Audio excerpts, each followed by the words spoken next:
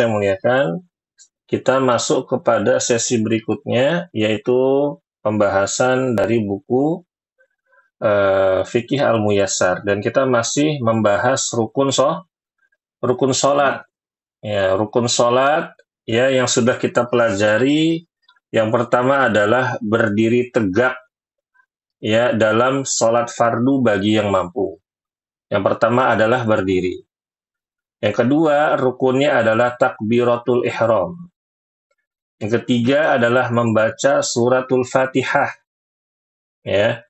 Yang keempat, ruku di setiap rakaat.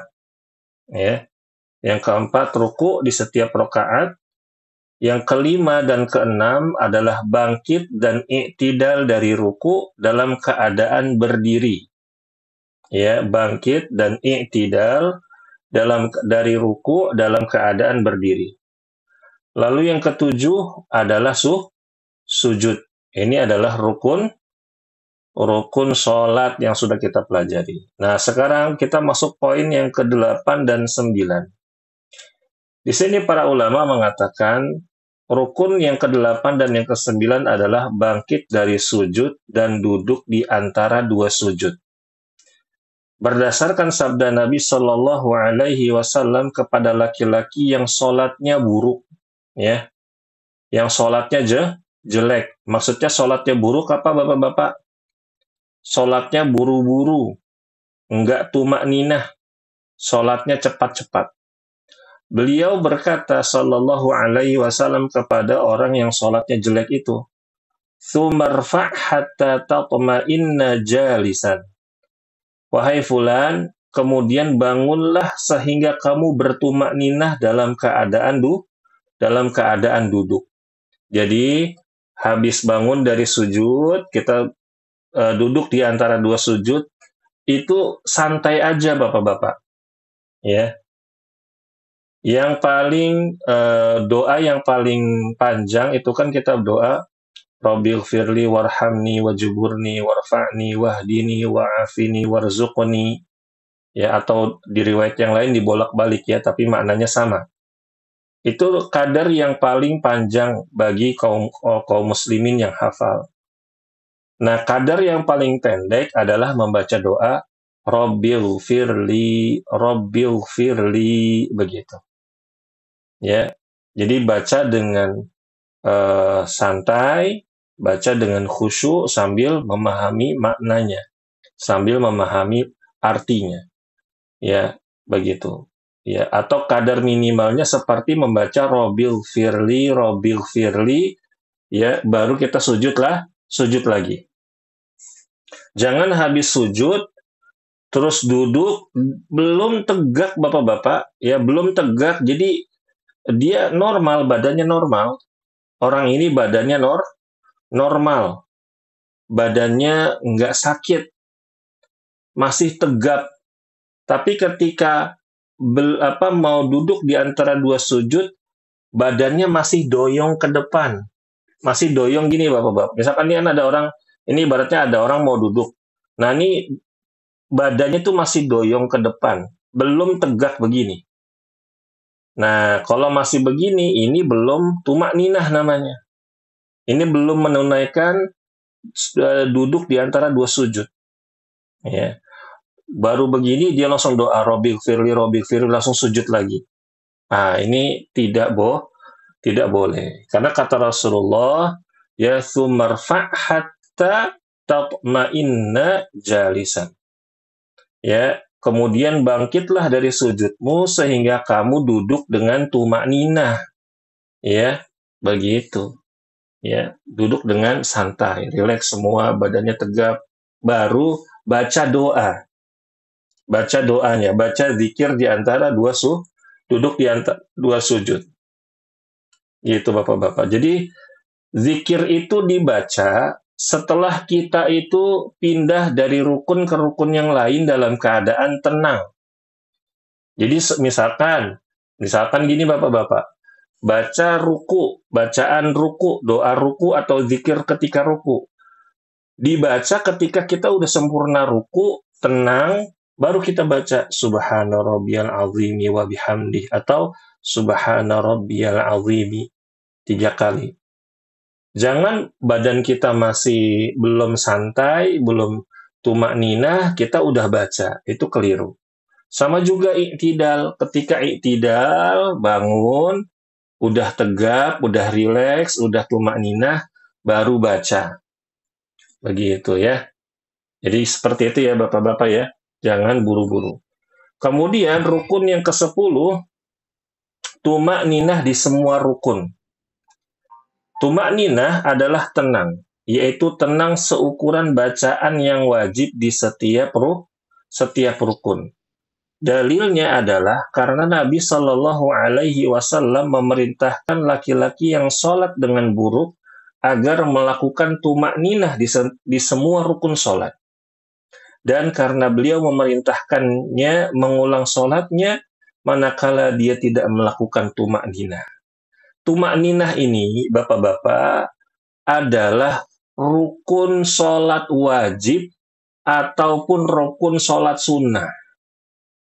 Jadi keliru kalau misalkan ada orang berpendapat kalau sholat taraweh itu nggak apa-apa, nggak tumak ninah. Nah, itu salah ya Bapak-Bapak ya. Kalau misalkan sholat sunnah yang lainnya itu nggak perlu tumak ninah. Itu salah. Jadi tumak ninah itu adalah rukun sholat, baik itu sholat wajib maupun sholat sunnah. Gitu Bapak-Bapak. Ya, nggak boleh kita itu ya sembarangan. Ya. Mentang-mentang sholat sunnah, sholatnya cepet-cepet. Ya, begitu. Intinya, Bapak-Bapak, setiap sholat yang dilakukan tidak tumak ninah, maka sholatnya tidak sah. Ya, karena Rasulullah memerintahkan orang yang sholatnya tidak tumak ninah, ya, untuk mengulang sholatnya lagi. Begitu. Lalu, rukun yang ke-11 adalah tasyahud akhir.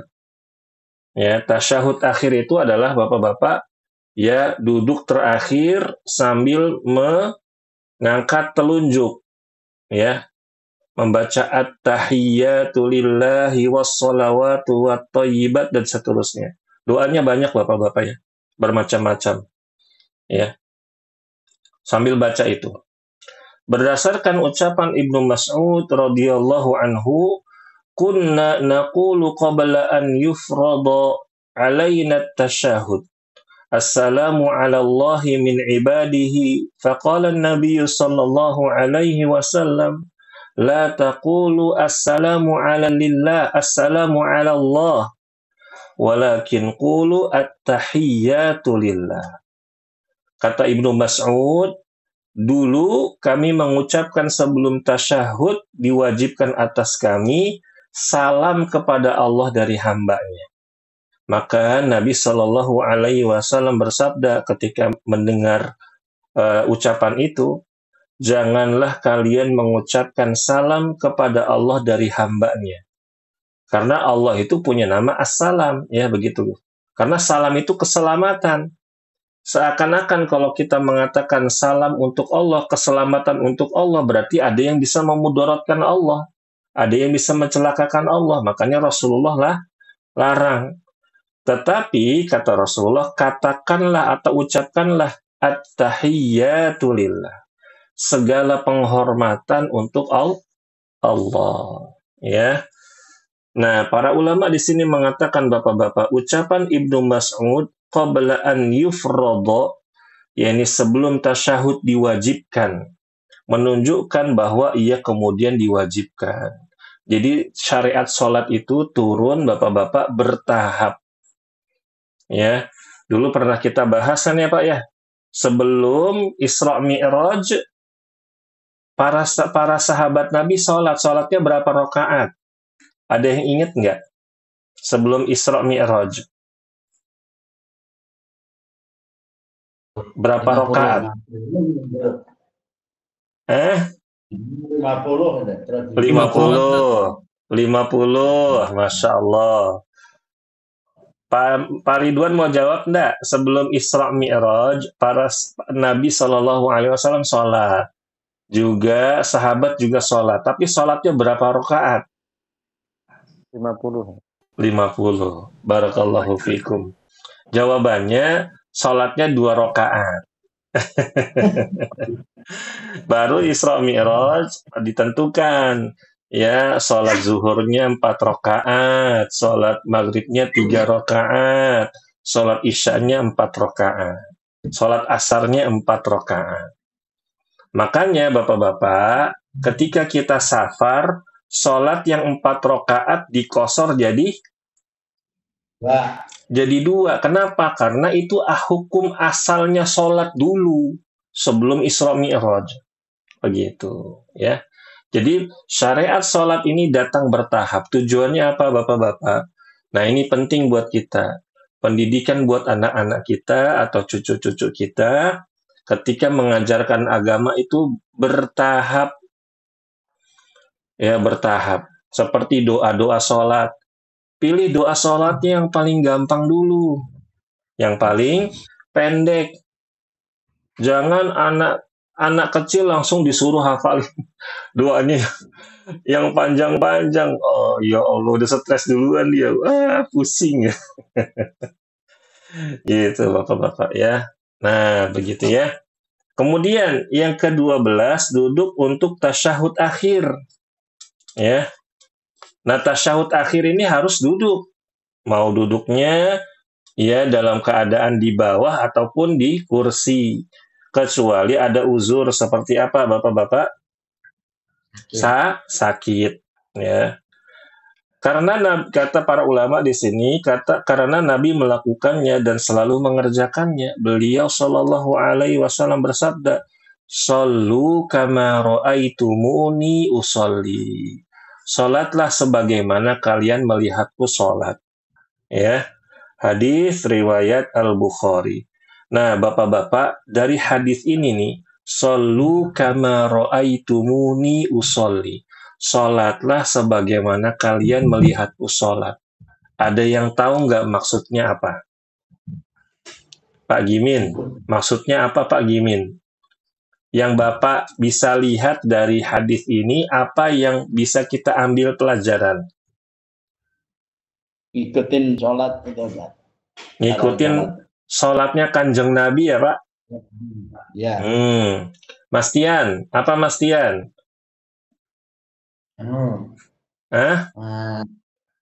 Ngamarin gerakannya sama. Gerakannya mirip sama Nabi, Masya Allah.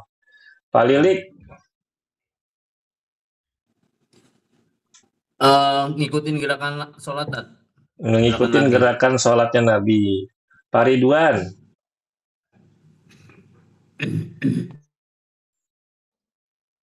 Pak Ridwan tahu enggak?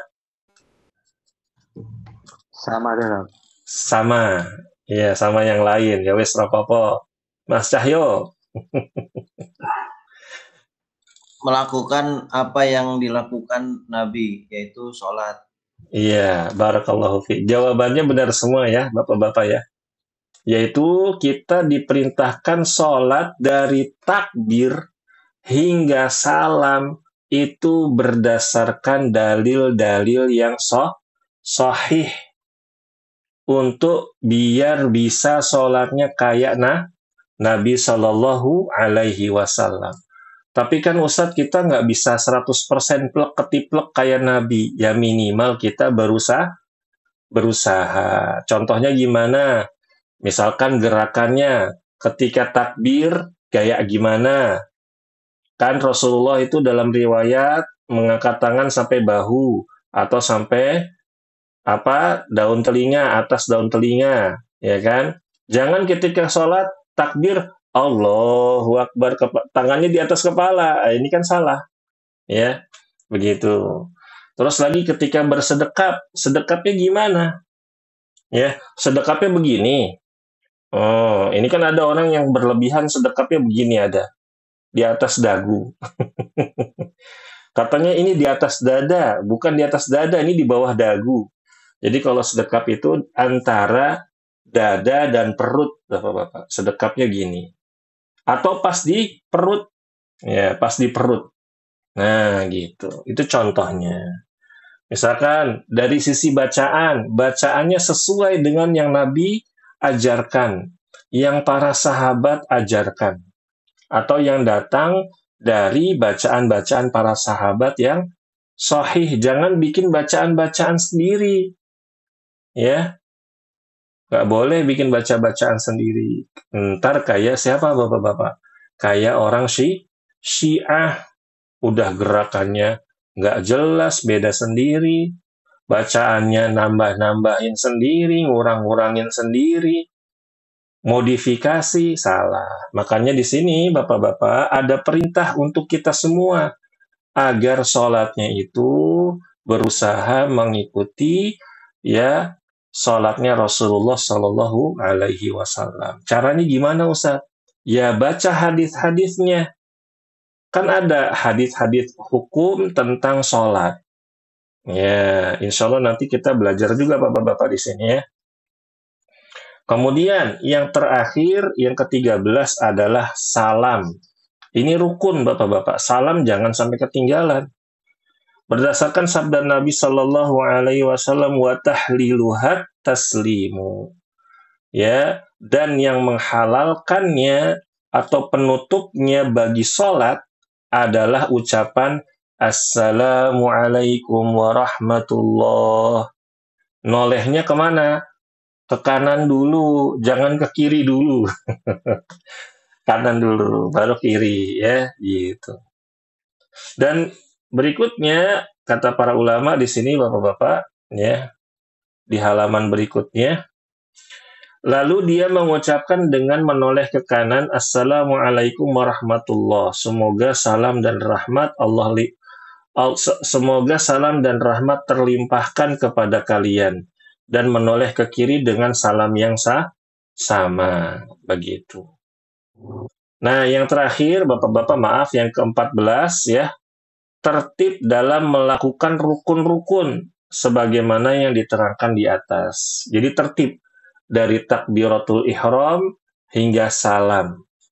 Nggak boleh ditukar-tukar. Misalkan baca dulu surat pendek baru Al-Fatihah, sujud dulu baru ruku, ya nggak boleh. Ya. Sebagaimana yang diterangkan di atas, karena Nabi Shallallahu Alaihi Wasallam melakukannya secara berurutan berdasarkan keumuman hadis, "Shallu kama ra'aitumuni usolli." Dan Nabi Shallallahu Alaihi Wasallam mengajarkan kepada laki-laki yang sholatnya jelek dengan mengatakan summa. Summa itu menunjukkan wajibnya berurutan. Ya, summa itu mewajibkan berurutan, bapak-bapak. Ya, jadi kemudian setelah itu langsung diikuti. Nah, itu summa. Ya. Nah, inilah bapak-bapak dari rukun-rukun sholat. Kita ulangi lagi. Yang pertama rukun sholat tadi adalah berdiri bagi yang mampu. Kalau sakit, maka kita boleh sholat duduk, ya, atau berbaring. Kemudian takbiratul ihram. Yang kedua, takbiratul ihram, ya, di awal sholat. Yang ketiga, membaca suratul Fatihah. Yang keempat, ruku' di setiap rakaat. Lalu yang kelima dan keenam, bangkit dan iktidal dari ruku' dalam keadaan berdiri. Ya, bagi yang mampu tentunya nih ya. Kemudian sujud, ini juga bagi yang mampu. Yang ketujuh adalah sujud. Yang ke-8 dan ke-9 bangkit dari sujud dan duduk di antara dua sujud. Yang ke-10 tumakninah. Mau sholatnya duduk, mau sholatnya berdiri, mau sholatnya duduk, mau sholatnya tiduran, harus tumakninah. Ini kadang ada orang udah sholatnya duduk, nggak tumakninah. Udah sholatnya tiduran, sholatnya tetap aja buru-buru. Aduh ya Allah, udah di-korting, makin di-korting. Yang ke-11 tasyahud akhir. Yang ke-12 duduk untuk tasyahud akhir. yang ke-13 salam, dan yang terakhir melakukannya secara tertib alias berurutan. Ya, itulah Bapak-Bapak rahimakumullah ya. Dan Bapak-Bapak, rukun ini kalau misalkan tertinggal dalam misalkan Bapak-Bapak sholat zuhur, di rokaat yang kedua lupa ruku, langsung sujud. Ingatnya di rokaat ketiga, udah bangun berdiri di rokaat ketiga, ingat tadi nggak ruku. Apa yang dilakukan? Masih ingat nggak? Teruskan. Sujud sahwi. Sujud sahwi. Jawabannya langsung sujud sahwi. Salah, belum tepat. Nggak langsung sujud sahwi. Gimana? Tambahin 1 rakaat. Tambahin 1 rakaat. Ini masih belum spesifik. Gimana Pak Lilik? Udah hampir benar Pak Lilik? Udah hampir benar. Gimana? Kan tadi yang lupa di rakaat kedua kan? Ya kan? Nah, bangun rakaat ketiga. Nah, ketika kita baru ingat di rakaat ketiga, nah rakaat ketiga itu berubah statusnya jadi rakaat 4. kedua. Langsung di-korting rakaat 4, Ustaz. Enggak Pak Gimin. Tapi jadi rakaat 2 lagi. Rakaat kedua lagi. Berarti kalau rakaat kedua lagi, nanti ngapain dulu sebelum bangkit rakaat 3? Duduk antara 2 sujud. Bukan. Tahiyat awal. Ya, Oh ya. tahiyat awal lagi. Baru bangun. Nah, bangun yang itu rakaat 3.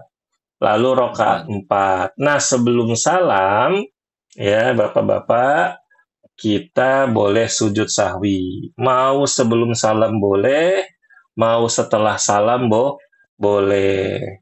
Tapi kalau misalkan setelah salam, biasanya pada bingung. Gimana Ustaz setelah salam? Kalau setelah salam, Bapak-Bapak ya salam aja dulu. Assalamualaikum warahmatullahi. Assalamualaikum warahmatullahi. Sujud 2 kali. Sujud, bacanya subhana rabbiyal a'la wa bihamdi 3 kali, duduk di antara 2 sujud, rabbighfirli, sujud lagi, baca subhana rabbiyal a'la wa bihamdi 3 kali. Nah, pas duduk lagi, salam lagi, assalamualaikum warahmatullahi, assalamualaikum warahmatullahi, kayak gitu. Nah, biasanya kalau yang awam, habis salam, assalamualaikum warahmatullahi, assalamualaikum warahmatullahi, langsung istighfar, astagfirullah, lupa, nggak sujud sahwi. Ya, kalau takut begitu, maka boleh sujud sahwi sebelum salam. Tidak masalah. Saya pernah nanya sama Ustadz saya, Ustadz, gimana kalau sujud sahwi gini? Saya jelaskan gitu ya. Kata beliau, mau sujud sahwi sebelum salam atau setelah salam itu boleh. Ya. Nah, gitu. Mau sebelum salam tidak masalah, setelah salam tidak masalah. Yang penting dia sujud sahwi. Ustadz, kalau lupa gimana Ustadz? Nah, sujud sahwinya ketika ingat. Misalkan gini Bapak-Bapak. Kejadian nih, ya kan? Itu kita lupa sujud sahwi. Assalamualaikum warahmatullahi. Assalamualaikum warahmatullahi. Udah zikir tuh astagfirullah, Allahumma antas salam. Ingat. Belum sujud sahwi. Langsung sujud sahwi. Nggak usah tunda. Langsung sujud sahwi. Bacanya kayak tadi. Ya, nggak usah berdiri dulu, nggak usah berdiri Allahu Akbar sholat 1 rakaat, nggak usah, langsung sujud sahwi. Ya, bacanya tadi kayak doa sujud, ya, doa di antara 2 sujud, terus setelah itu salam, assalamualaikum warahmatullahi, assalamualaikum warahmatullahi, zikir lagi, astagfirullah, kayak gitu. Jelas ya Bapak-Bapak ya? Ustaz. Nah, ini untuk rukun sholat. Nanti wajib sholat beda lagi. Ya, begitu. Sampai sini ada pertanyaan Bapak-Bapak?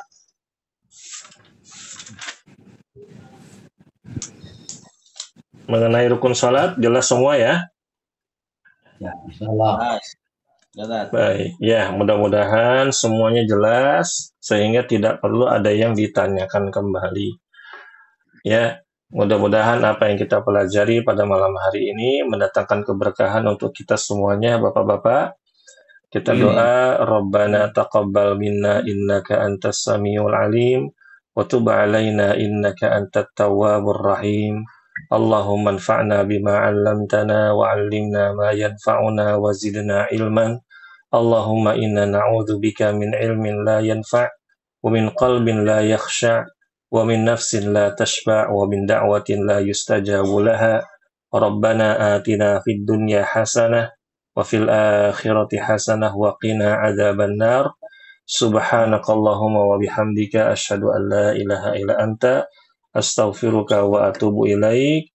Wassalamu alaikum warahmatullahi wabarakatuh.